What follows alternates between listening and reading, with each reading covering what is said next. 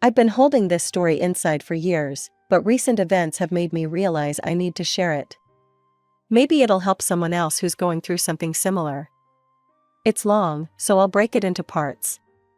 Growing up, everything in my life revolved around reputation. My parents were both teachers at Riverside Prep, one of those prestigious private schools where politicians and CEOs send their kids.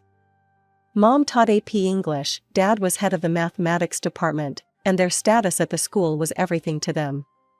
"Cindy, remember who you are," Mom would say whenever I did anything slightly out of line. "You're a teacher's daughter. People are always watching." I can't count how many times I heard that phrase growing up. It was like a mantra in our house, right up there with "straight A's aren't an achievement, they're an expectation, and your behavior reflects on all of us." I was their only child, their perfect little project. They monitored everything, my grades, my friends, my clothes, even my posture at dinner parties. Looking back, I should have seen the signs of how controlling they were, but when you're raised in that environment, it all seems normal. Things really started looking up in my junior year of high school, when I began dating James Mitchell. His father owned half the real estate in our city's downtown, and his mother was on the school board. My parents were ecstatic. "This is exactly the kind of connection we've been hoping for," Mom told me one night while I was doing homework. "The Mitchells are such a respectable family. And James is so focused on his future." Dad nodded along, adding, "Just think, Cindy. If things work out, you could have such a wonderful life ahead of you." James and I actually got along great at first. He was smart, funny, and seemed to understand the pressure of having parents with high expectations. We'd spend hours talking about our plans for the future. He wanted to go into commercial real estate like his father, and I was planning to become a financial analyst. "We could be such a power couple," he'd say, half joking, but not really. The real estate mogul and his brilliant financial advisor wife. Our parents loved to get together for dinner, planning our futures while we sat there, nodding and smiling. Everything was perfect on the surface. Just like they wanted it. I graduated as valedictorian, got accepted into Winston College's prestigious business program, and started my freshman year with James at the same school. Our parents couldn't have been prouder. They'd achieved their goal. Their daughter was on track for the perfect life they'd planned. College life started out exactly as planned. James and I both threw ourselves into our studies at Winston, and everything felt like it was falling perfectly into place. My business analytics professors praised my work, and I was maintaining that perfect GPA my parents expected. James and I spent most of our free time together, and our relationship grew more serious. By the middle of sophomore year, we'd become intimate. It felt like a natural progression. We'd been dating for almost 3 years at that point, and we talked about marriage after graduation like it was a foregone conclusion. I was 19, in love, and thought I had it all figured out. Then came the morning sickness. At first, I tried to convince myself it was just stress or a stomach bug. But after 2 weeks of running to the bathroom between classes, I couldn't deny it anymore. I bought 3 different pregnancy tests from a pharmacy across town, not wanting to risk running into anyone I knew. I still remember sitting on my dorm room floor, staring at those little pink lines. Positive. All 3 of them. My hands were shaking so bad I could barely text James to come over. "You're what?" His face went pale when I told him. No. This can't be happening. Not now." "I know it's not ideal timing," I said, trying to stay calm. "But we can figure this out together. We've always talked about having a family eventually." "Eventually," James cut me off. "Yeah, after college, after I've taken over Dad's business, after we're married and established. Not now. Do you know what this would do to my future?" I felt like I'd been slapped. "What about our future?" "There's only one solution here," he said, pacing my small dorm room. "You need to get an abortion. We can't have a baby now. It would ruin everything." "No," I said firmly. "I won't do that. This is our child." "My parents will cut me off if they find out about this," he interrupted. Everything I've worked for will be gone. You can't do this to me, Cindy. But someone had already done it to me. While James and I were arguing, my phone started buzzing. My mom's name flashed on the screen. Come home, now. Her voice was ice cold. We need to discuss this situation. I felt sick.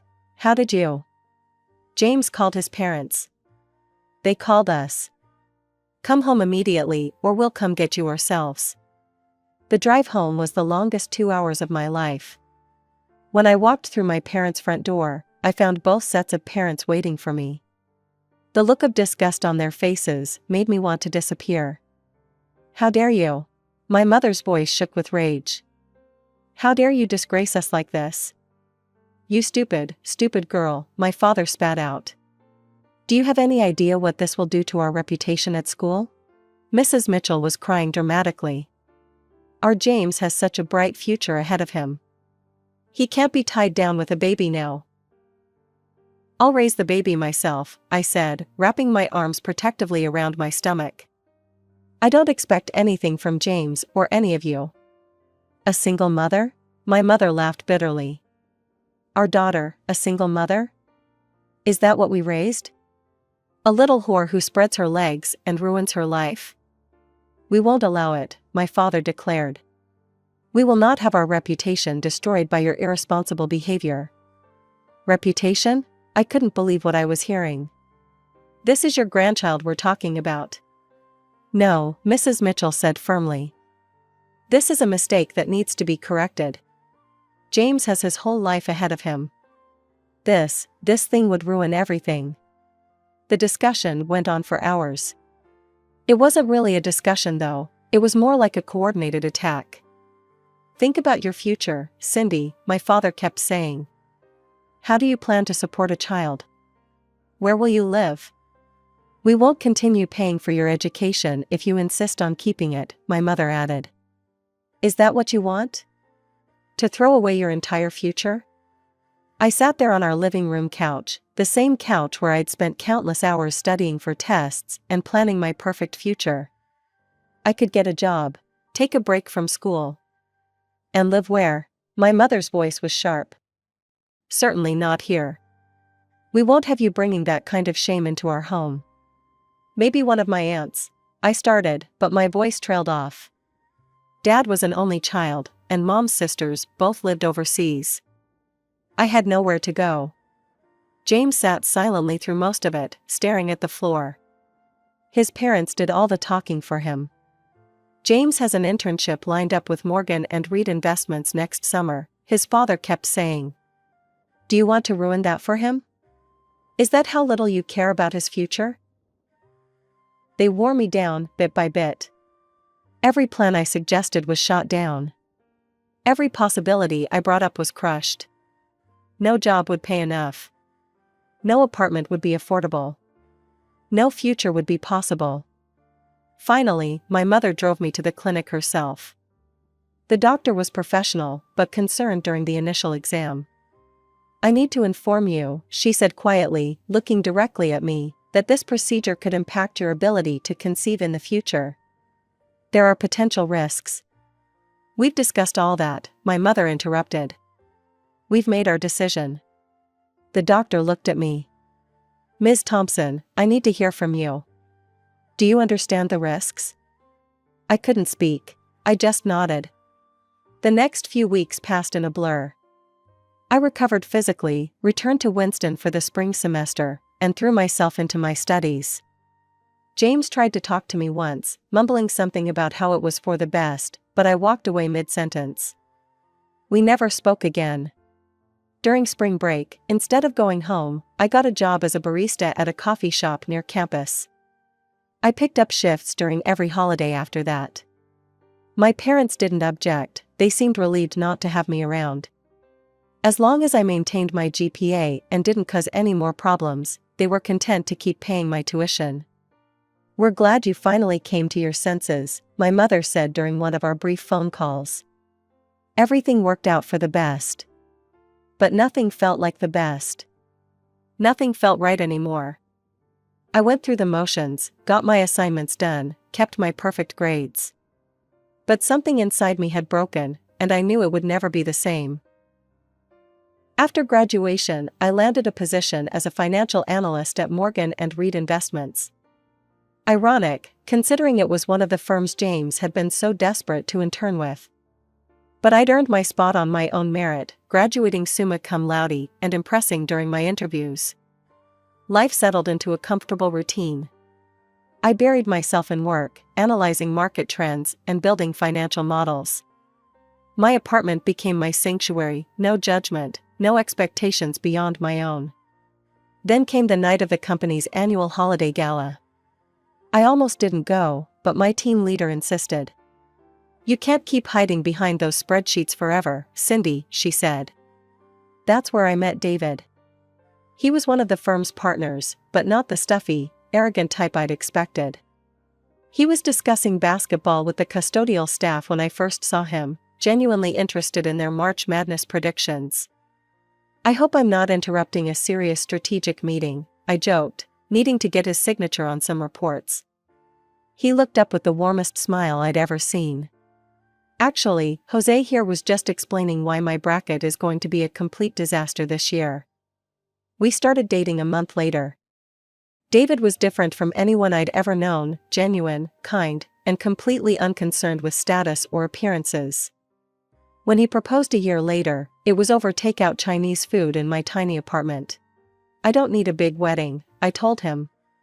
"Just us." And that's what we did. A simple ceremony at the courthouse, with his sister and best friend as witnesses. No elaborate dresses, no society photographers, no concerned whispers about reputation. Just love and honesty. I didn't tell my parents. By then, we were down to exchanging brief birthday and Christmas texts. They didn't ask about my life, and I didn't volunteer information. Then, 3 years into our marriage, my mother called. "Your father's sick," she said without preamble. "He needs surgery. You should come." David squeezed my hand as we pulled up to my childhood home. It looked exactly the same, perfectly manicured lawn, pristine white trim, not a single thing out of place. My mother's eyes widened when she saw David step out of the car. "Who's this?" "My husband," I said simply. "We've been married for 3 years. What followed was a fascinating transformation. First came the hurt accusations about being excluded from the wedding. But as soon as David mentioned his position as executive director, and they realized I was now a senior financial analyst, their tone completely changed. "Oh, darling, we've missed you so much," my mother gushed, as if the last several years of silence hadn't happened. "You must come visit more often." Then came the real reason for the call. Dad needed expensive surgery, and their insurance wouldn't cover all of it. Could I help? After all, I was doing so well now. I agreed to help with the medical bills. Maybe it was weakness, maybe it was forgiveness, or maybe I just wanted to prove I'd succeeded despite everything. Dad looked genuinely grateful, and for a moment, I let myself believe that maybe the past could stay in the past. After Dad's recovery, David and I started talking about having a family of our own. We both wanted children, and the timing felt right. But month after month, nothing happened. At first, we tried not to worry. "These things take time," David would say, staying positive. But after a year of disappointment, we decided to see a fertility specialist. Dr. Martinez was kind but thorough.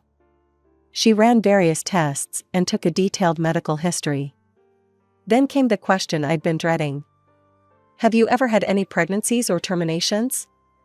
My throat went dry. David didn't know about what had happened in college. I'd never found the right time to tell him. But sitting there in that sterile office, the truth had to come out. "Yes," I whispered. "An abortion. When I was 19. Dr. Martinez nodded professionally, making notes. After reviewing all the test results, she delivered the news that shattered my world. "The termination procedure you had resulted in some complications," she explained gently. "Combined with the scarring that developed afterward, I'm afraid your chances of conceiving are virtually non-existent." I felt the room spin. All those years ago, the doctor at the clinic had warned about risks, but my mother had dismissed them. Now here I was, paying the price for a choice that had never really been mine. That evening, I had to tell David everything. We sat on our back porch, the same spot where we usually planned our future, and I confessed it all: the pregnancy in college, my parents' reaction, the coerced abortion. "I'm so sorry," I sobbed. "I should have told you sooner. I understand if this changes things." David pulled me into his arms, cutting off my words. "Hey, look at me," he said softly. "Nothing could change how I feel about you. Nothing." We sat in silence for a while, his arms around me, before he spoke again. "You know, there are other ways to build a family. We could look into adoption. Give a home to a child who needs one." His words were like a lifeline. We spent that night researching adoption agencies and requirements, making plans for a different kind of future than we'd imagined, but one filled with just as much love. Meanwhile, my newly rekindled relationship with my parents took on an uncomfortable pattern. Every visit included the same question: "So, when are you going to give us grandchildren?" I'd deflect, change the subject, talk about work or Dad's recovery, anything to avoid the truth. They'd already proven they cared more about appearances than their own grandchild once before. I wasn't about to give them another chance to judge my choices. Even though Dad had fully recovered, I kept sending them money every month. Maybe it was habit, maybe it was guilt, or maybe some part of me still hoped that financial success would finally earn their genuine approval. The Thanksgiving invitation came as a surprise. My parents rarely hosted holidays anymore, claiming they were too exhausting. But this year, my mother insisted we come. "We're having a few friends over," she said. "Nothing fancy, just some colleagues from school and their families." I should have known better. When we arrived, the house was packed with at least 30 people, all pillars of the local education community, all part of my parents' carefully curated social circle. The evening started predictably enough. Everyone commented on how successful I'd become, how impressive David's position was, how proud my parents must be. The same shallow conversations I'd grown up with. Then came the moment that changed everything. My mother cornered us by the dessert table, wine glass in hand, speaking just loudly enough for nearby guests to hear. "You know, Cindy, Mrs. Peterson was just showing me pictures of her new grandson. Absolutely adorable. When are you and David going to give us grandchildren? Everyone else our age is already enjoying grandparenthood." Before I could deflect, David squeezed my hand and answered honestly. "Actually, we're looking into adoption. We've already started the application process." The silence that followed was deafening. My mother's face went through several shades of red before she practically shouted, "Adoption? Have you lost your mind?" Heads turned. Conversation stopped. My mother seized the audience's attention like the experienced teacher she was. "Everyone, can you believe this? My daughter, who could give us perfectly good grandchildren of her own, wants to adopt instead." "Mom, please," I hissed. "This isn't the time or place." Dad stormed over from his position by the fireplace. "What's this nonsense about adoption? Are you trying to embarrass us again? Do you have any idea what kind of background these children come from? Drug addicts, criminals, mentally ill parents, is that what you want to bring into this family?" "You're making a scene," I said firmly. "This is a private matter." But the damage was done. My parents' friends, loosened by holiday drinks and encouraged by my parents' reaction, started chiming in. "You really should have your own children, dear," Mrs. Peterson offered. "You never know what you're getting with adopted kids." My cousin's friend adopted, another guest added. "Terrible mistake. The child had all sorts of problems." "Think about your family legacy," someone else called out. My parents stood there nodding along, clearly pleased that their social circle was backing them up. The same smug expressions they'd worn all those years ago, when they'd had others gang up on me about my pregnancy. Something inside me snapped. "You want to know why we're adopting?" My voice cut through the murmur of judgmental whispers. You really want to know? Fine, I'll tell you all exactly why. The room went deadly quiet. I could see the warning in my mother's eyes, but I was done protecting their reputation. I can't have children because of complications from an abortion I had when I was 19. An abortion that you, both of you, forced me to have because you were more concerned about what the neighbors would think than about your own daughter and grandchild. Someone gasped. Mrs. Peterson's wine glass froze halfway to her mouth. You threatened to kick me out, cut off my education, leave me with nothing unless I took care of the problem, I continued, my voice shaking but clear. The doctor warned there could be complications, but Mom, you remember what you said? We've made our decision. Not me. We. You and Dad and the Mitchells, all deciding what would happen to my body, my baby, my future. I turned to address the shocked faces around the room. So yes, we're adopting. Because thanks to my parents' desperate need to maintain their precious reputation, that's my only option for having a family now. The silence that followed was deafening. Then my mother did something I should have expected but still caught me off guard. She went on the attack. How dare you, she shrieked. How dare you come into my home and tell such vicious lies? You ungrateful girl. She turned to her guests, hands trembling. She's lying. She's always been troubled, always trying to blame others for her mistakes. She got herself into trouble and had an abortion without even telling us until after the fact. We would never. Are you serious? I cut her off. You're really going to stand there and lie? In front of all these people? David, show them the medical records. My husband pulled out his phone where we'd saved copies of my old medical files, documentation I'd gotten from the clinic for our fertility specialist. But before he could pull them up, my mother completely lost it. Get out, she screamed. Get out of my house right now. You've ruined everything, again. Just like you always do. Get out. As David and I walked to the car, I could hear my mother trying to do damage control inside, her voice high and panicked as she offered more drinks to her guests. My father didn't say a word, he just stood there, silent as always when it really mattered. The drive home was quiet. David held my hand the entire way, not pushing me to talk, just being there. When we finally got home, I went straight to my laptop and canceled the automatic monthly transfer to my parents' account. It took exactly 2 months for my mother to call. I was in the middle of reviewing our home study paperwork for the adoption agency when her name appeared on my phone screen. I almost didn't answer. But part of me wanted to hear what she could possibly have to say after Thanksgiving. The Petersons withdrew their son from the school, she began without even a hello. Mrs. Chen isn't inviting me to her book club anymore. Do you have any idea what you've done to our reputation? I actually laughed. After everything, she was still only concerned about reputation. Your father and I deserve compensation for this damage you've caused, she continued. The monthly support you were providing barely covers the social costs we're incurring. People are treating us differently at work. We've had to explain things, to make excuses. Excuses? I cut in. You mean lies.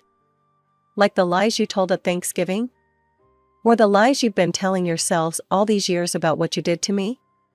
We did what was best for you. And this is how you repay us? By spreading vicious stories and then cutting us off financially? What was best for me? My voice was steady now, calmer than I'd ever been when speaking to her. Do you know what David and I did last week? We met with a therapist who specializes in helping adoptive parents deal with infertility grief.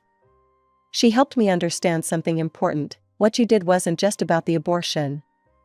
It was about control. It's always been about control. Don't you dare. The money was just another form of control, I continued. As long as I was paying you, you felt like you still had power over me. Well, that's done now. I'm done. You ungrateful little. I'm blocking your number after this call, I said. Both of yours. David and I are in the final stages of our adoption home study. In a few months, we'll hopefully be matched with a child who needs a home. A child who will never have to worry about family reputation being more important than their well-being.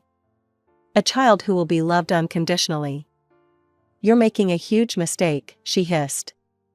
When you realize that, don't come crawling back. I ended the call mid-sentence and blocked both their numbers immediately. Then I went back to my adoption paperwork with a lighter heart than I'd had in years. That was 6 months ago. Today, David and I are finishing up the nursery for the baby girl we'll be welcoming next month. Her birth mother chose us specifically because of our story. She wanted her daughter to be raised by parents who understood that love is more important than appearances. Sometimes I think about my parents, about what they're missing out on. But then I remember, they made their choice a long time ago. They chose reputation over love, appearances over family. I'm choosing differently. My daughter will grow up knowing she is wanted, cherished, and accepted exactly as she is. No conditions. No expectations. No concern for what the neighbors might think. Final edit, our daughter is home with us now. She's perfect.